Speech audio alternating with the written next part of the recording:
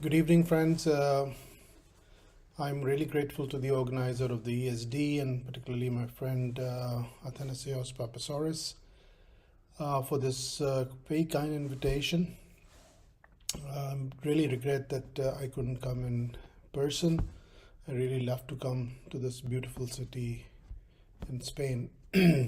I've been asked to talk about infectious complication of stone surgery, and I'm going to spend the next 10 minutes talking about the various infective and septic complication of stone surgery.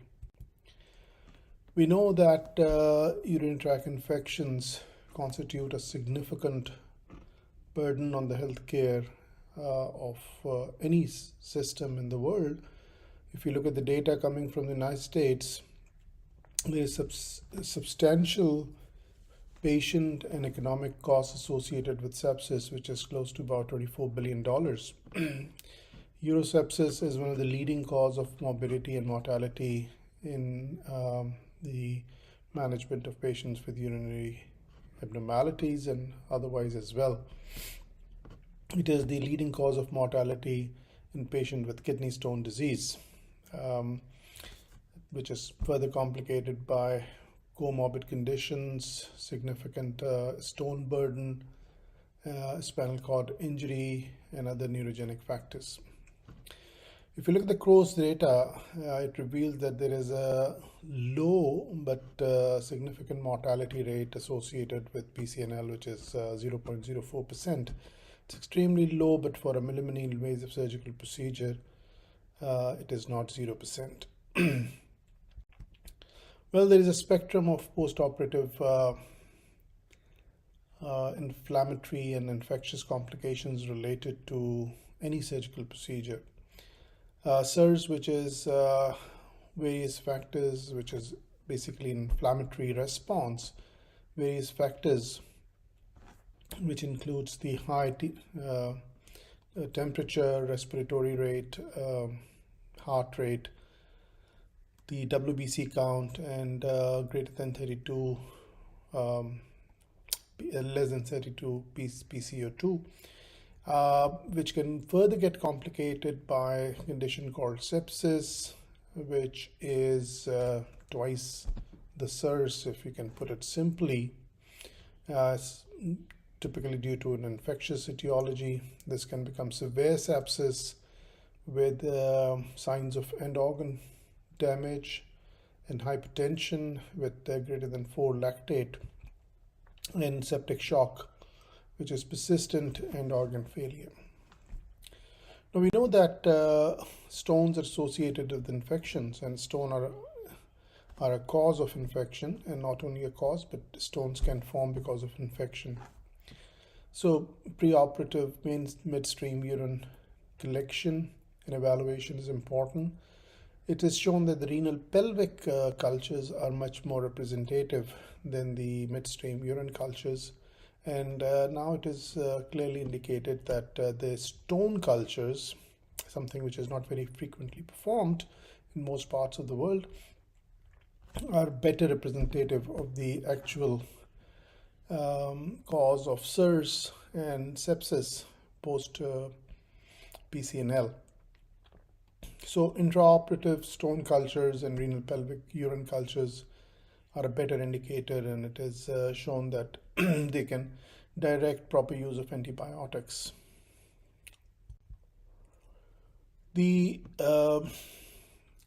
sepsis which ensues following a PCNL, and we typically treat them with generic antibiotics, which are broad spectrum, mostly covering the gram-negative cocci. However, directed antibiotics are obviously much more desirable.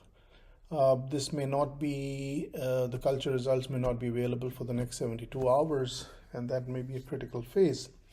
So it's important that we look in some of the earlier indicators of what could be the potential cause. The stone gram stains have been proposed as one of the ways. However, they cannot be relied upon to detect positive stone culture, and may lead into about 60% of unclear diagnosis. But however, when the gram stains are positive, they accurately predicts a positive stone culture in about 86% of the patient. So what about renal pelvis urine gram stain? The sensitivity and the negative predictive value is good. However, the positive predictive value and specificity is on the lower side. So renal pelvic urinary gram stain may be slightly more effective than the midstream urine.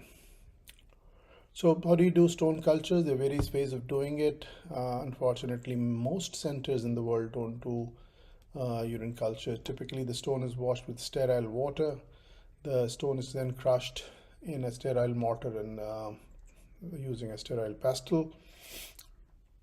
The pulverized stone is mixed with 1 ml of trypticase soy broth, and then the streaks are placed in a agar and McConkey's medium for culture studies. Typically, the results are not available before 72 to 96 hours, and sometimes it is too late. What are the risk factors? And we need to start probably think in terms of prophylactic antibiotic in these patients who have a significant risk factors for septic complication, female gender, positive urinary studies in the baseline workup, the urine leukocyte positivity, presence of infective stones, elevated peripheral blood leukocyte levels, and elevated NLRs, preoperative stent placements, and perioperative factors including multiple punctures, prolonged operating time, and postoperative residual stones are all causes of increased risk for septic complications. Some of the other risk factors including diabetes, high BMI, Staghorn stones, blood transfusion, and stone size. So PCNL and stones and infections are something that we need to be really very, very careful about, particularly in certain high-risk population. What about the other endourological intervention, i.e. the ureteroscopy, which is perhaps more frequently performed than the PCNL? If we look at the recently reported FLEXAR study in over 6,500 patients, the overall postoperative complication rate is about 8%, and sepsis requiring intensive care admission is about 1.3%. Some of the other studies have also looked into various life-threatening complications, and sepsis seems to be one of the more important complications related to ureteroscopy as well. This is an interesting paper which shows that sepsis requiring intensive care admission occurred in 1.3% patient in the same FLEXAR study. In over 4,800 patients, RARS was performed using a reusable scope, and we are made to think that reusable scopes are probably give a greater chance of infections rather than the freshly used disposable scopes.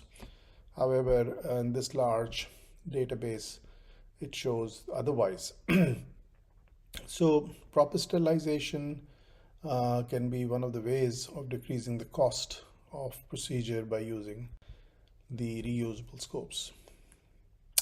So what are the various predictors of urinary tract infection sepsis following ureteroscopy? Almost half of the patients in this study post-ureteroscopy are related to infectious complication. So this is one of the most important complication following this minimally invasive surgical procedure. And then obviously they are cause of significant morbidity. So use of prophylactic antibiotics is one thing. Limiting the indwelling time of stents and shorter procedure are some of the ways that we can avoid sepsis following ureteroscopy. The prompt identification of various markers and early institution of therapy is highly recommended. This is the EAU guidelines on perioperative antibiotic prophylaxis, and the opening statement is that there is no clear consensus. However, for patients who've got a higher risk, 7 days of antibiotics are recommended before PCNL. However, a single dose of antibiotics suffice in patients undergoing ureteroscopy. So in summary, UTI should always be treated if stone removal is planned. In patients with clinically significant infection and obstruction, drainage is recommended prior to any intervention. A urine culture and urine microscopy should be performed before treatment. Stone cultures are most reliable compared to the midstream urine and renal pelvic, so they would preferably be done. Thank you very much for your attention.